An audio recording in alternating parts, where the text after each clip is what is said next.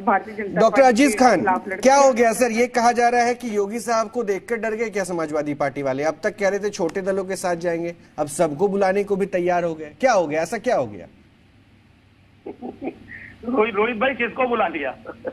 अरे न्योता तो आप दे ही रहे हैं ना किसको सर, बुला कांग्रेस लिया? को भी, बीएसपी को भी, सबको न्योता दे रहे हैं। कहाँ न्योता दे दिया? अरे भाई क्या मतलब होता है इसका? आपके पास आ गया? नहीं, इसका क्या कहाँ मतलब से होता है? आपके पास आ गया कि मैंने सबको।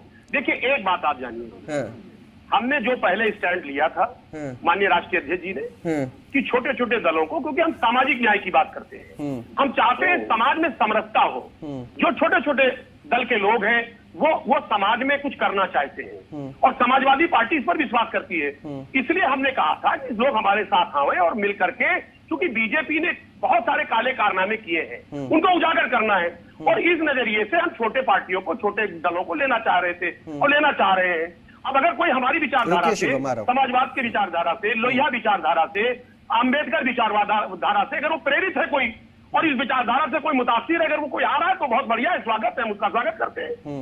लेकिन हमने ये कभी नहीं कहा कि हम कांग्रेस को साथ में लेंगे, हमने ये कभी नहीं कहा बीएसपी को साथ में लेंगे, या हमने और किसी अन्य पार्टी का नाम कतई नहीं लिया है। अब लोग खुद अपने मन से कयास लगा रहे हो, तो यह उनका अपना विवेक है। नहीं, मुझे इतना बताइए ना डॉक्टर अजीज खान, महागठबंधन करना होगा, 2022 से पहले तमाम विपक्ष को एक साथ होना होगा, तो क्या विपक्ष में कांग्रेस को काउंट नहीं करते हैं, बीएसपी को काउंट आप नहीं करते हैं, या फिर इसके मतलब कुछ और होते तो वो बता दीजिए।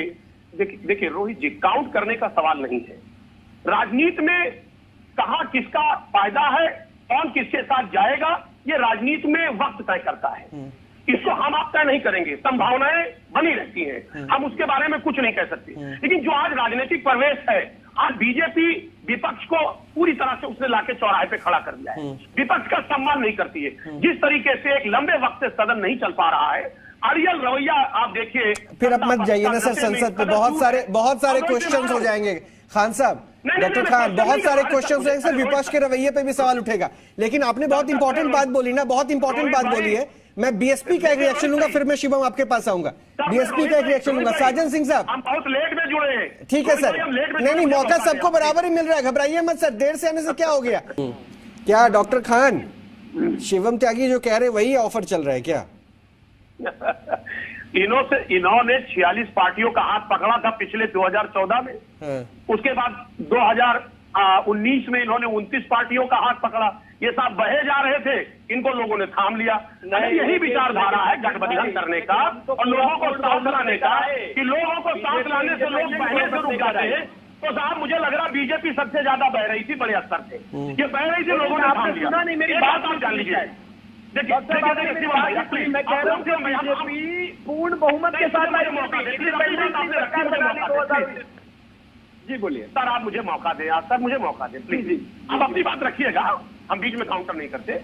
रही बात गठबंधन की, तो जो गठबंधन करना कोई बुराई नहीं है, गठबंधन करना भी चाहिए। जो लोग छोटे छोटे दल हैं उनको सामाजिक न्याय मिले, उनके सामाजिक न्याय की लड़ाई कौन लड़ेगा? हम जैसे लोग लड़ेंगे। दूसरी बात, बीजेपी ये बताए, शिवम भाई ये बताए, अनिला जी बताए, दो मेन प्रवक्ता बैठे हैं कि ये जातीय जनगणना कब कराएंगे। जो जातियां उपेक्षित है, ये सामाजिक न्याय कब देंगे उनको? जातीय जनगणना जो कराया गया 2011 के बाद 4000 करोड़ रुपया लगा, उसको आज तक घोषित नहीं किया गया। 2015 में स्वर्गीय अरुण जेटली साहब ने कहा था जल्दी घोषित होगा। 2018 में माननीय राजनाथ सिंह जी ने कहा था जल्द ही हम बताएंगे लोगों की संख्या, लेकिन आज तक घोषित नहीं हुआ। 10 सेकंड का काउंटर के लिए जगह दीजिए प्लीज। अगर आप जातीय जनगणना कराते, ये नहीं बताएंगे इस देश में कि आखिर किसको कैसे सामाजिक न्याय मिले, इसकी क्या संख्या है, तो जाहिर सी बात है कि जो दलित समाज और अति दलित और पिछड़ा समाज जिसके आप हितैषी बनते हैं, उनको उनका न्याय कैसे मिलेगा, उनको कैसे मिलेगा?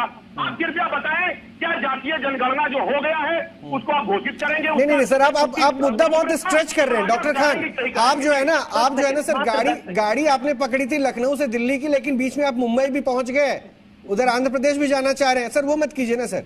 सीधा मुंबई, सीधा लखनऊ से दिल्ली पहुंचते ज्यादा अच्छा था। चर्चा हो रही थी सर कि आपको जरूरत है या नहीं है, छोटे दलों को साथ ला रहे हैं, तो यानी आपने सोचा ना सर। अच्छा, इसमें सबसे बड़ा चैलेंज क्या हुआ?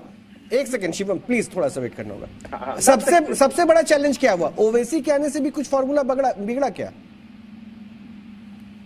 हमसे पूछ रहे हैं। हाँ हाँ बिल्कुल सर, ओवैसी मुस्लिम वोटरों के साथ जा रहे हैं, इसलिए मैं देखिए, पूछ रहा था। देखिए रोहित जी, ये पूरे प्रदेश को पता है कि समाजवादी पार्टी ही बीजेपी को टक्कर दे पाएगी और वो मुख्य विपक्षी पार्टी है। अब ये बात साजन सिंह भी सुन रहे होंगे। देखिए संविधान में सभी को हक दिया है, कोई भी चुनाव लड़ सकता है, ओवैसी का कोई भी लड़ सकता है, लोग लड़े, इससे पहले लड़े भी है, बिहार में भी उन्होंने चुनाव लड़ा, वो वेस्ट बंगाल में भी लड़े, उत्तर प्रदेश में भी पहले लड़े, फिर दोबारा लड़े, क्या बुराई है, लड़ना भी चाहिए, इसमें हम कैसे। ठीक है, शिव खान, डॉक्टर अजीज खान से शुरुआत कर रहे हैं, समाजवादी पार्टी के प्रवक्ता हैं। डॉक्टर अजीज खान, बीएसपी वाले बड़े खफा हैं आपसे, धोखा दिया आपने, और देखिए ये जो मुस्लिम वोटों की चुनौती थी ना आपकी, वो ओवैसी साहब ने पूरी कर दी।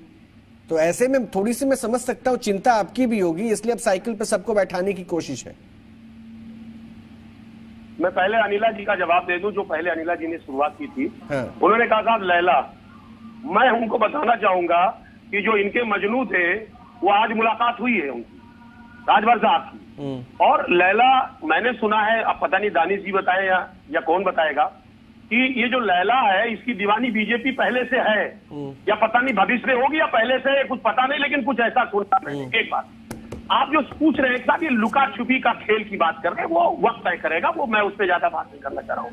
आप सब बार बार ओवैसी जी की बात कर रहे हैं, आप ये नहीं देख रहे कि उत्तर प्रदेश में हालात क्या है, आज यहाँ की कानून व्यवस्था की स्थिति क्या है, बेरोजगारी महंगाई की स्थिति क्या है, कोरोना में क्या स्थिति पैदा हुई।